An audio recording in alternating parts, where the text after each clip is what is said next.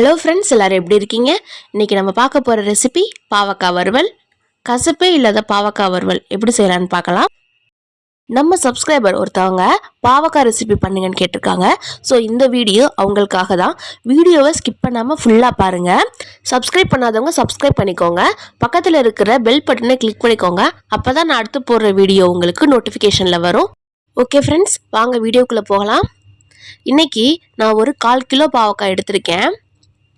Wash பண்ணிவிட்டு கொஞ்சம் பொடிசாக கட் பண்ணிக்கோங்க. வறுவல் செய்யும்போது காய் முத்தலாக இல்லாமல் கொஞ்சம் பிஞ்சாக பார்த்து எடுத்துக்கோங்க. அப்போ தான் நமக்கு அந்த வறுவல் ரொம்ப டேஸ்டியாக இருக்கும். பாருங்கள், இந்த அளவுக்கு கொஞ்சம் தின்னாக இருக்கிற மாதிரி பார்த்துக்கோங்க. இப்போது கொஞ்சம் உப்பு, மஞ்சள் தூள் போட்டு நல்லா இந்த பாவக்காயை பிசைஞ்சுக்கோங்க.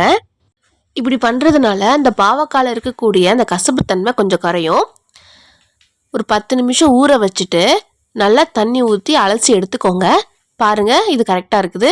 உங்களுக்கு கசப்புத்தன்மை வேணும், நான் சுகர் பேஷண்ட்டாக இருக்கிறேன் அப்படின்னா தயவு செஞ்சு நீங்கள் இந்த மாதிரி வாஷ் பண்ணாதீங்க.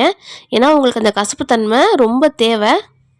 இப்போது ஒரு பாத்திரத்தை சூடு பண்ணிவிட்டு தேவையான அளவு நல்லெண்ணெய் சேர்த்துக்கோங்க. சமையலுக்கு மேக்சிமம் கடலெண்ணெய் நல்லெண்ணெய் சேருங்க, அதுதான் உடம்புக்கு ரொம்ப நல்லது. இப்போது நம்ம கட் பண்ணி வச்சுருக்க இந்த பாவக்காயை சேர்த்துக்கோங்க.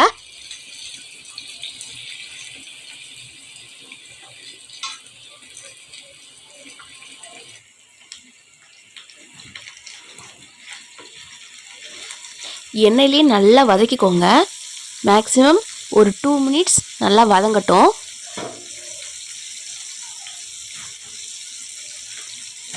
பாருங்கள், இந்த ஸ்டேஜில் இந்த பாவக்காய்க்கு தேவையான உப்பு சேர்த்துக்கோங்க.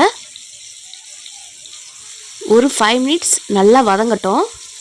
பாருங்கள், சூப்பராக வதங்கிருச்சு. இப்போது நம்ம மசாலா சேர்க்க போகிறோம். அடுப்பு சிம்மில் இருக்கட்டும். 1/2 ஸ்பூன் சாம்பார் தூள் சேர்த்துக்கோங்க. 1/2 ஸ்பூன் சோம்புத்தூள் சேர்த்துக்கோங்க. போதும். சோம்புத்தூள் நமக்கு இந்த வறுவலுக்கு நல்ல ஒரு அரோமா கொடுக்கும். தனி மிளகாத்தூள் ஒரு 1/2 ஸ்பூன் சேர்த்துக்கோங்க. போதும். இந்த தூள் சேர்க்கும்போது நமக்கு அடுப்பு கொஞ்சம் சிம்மில் இருந்தால் நல்லாயிருக்கும். ஹை ஃப்ளேமில் இருக்கும்போது நம்ம இந்த மாதிரி பொடி சேர்க்கும்போது நமக்கு அந்த பொடி கருகிறதுக்கு வாய்ப்பு இருக்குது. ஸோ அதை அவாய்ட் பண்ணிக்கோங்க. இப்போது நான் 2 வெள்ளைப்பூடு பல் எடுத்திருக்கேன், அதை நச்சு சேர்த்துருக்கேன். ஸோ இப்படி செய்யும்போது நமக்கு அந்த வெள்ளைப்பூடோட வாசம் சூப்பராக இருக்கும். கொஞ்சோண்டு சோம்பு சேர்த்துக்கோங்க. சோம்பு ஃப்ளேவர் நல்லாயிருக்கும். லாஸ்ட்டாக இறக்க போகிற நேரத்தில் கொஞ்சோண்டு கருவேப்பிலை சேர்த்துக்கோங்க. கொஞ்சம் நேரம் நல்லா வதக்கிக்கோங்க. அவ்வளோதான் ஃப்ரெண்ட்ஸ், நம்ம சூப்பரான பாவக்காய் வறுவல் ரெடி ஆயிடுச்சு.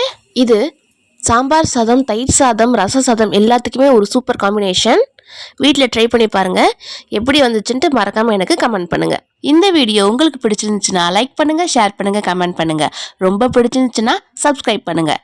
Thank you friends.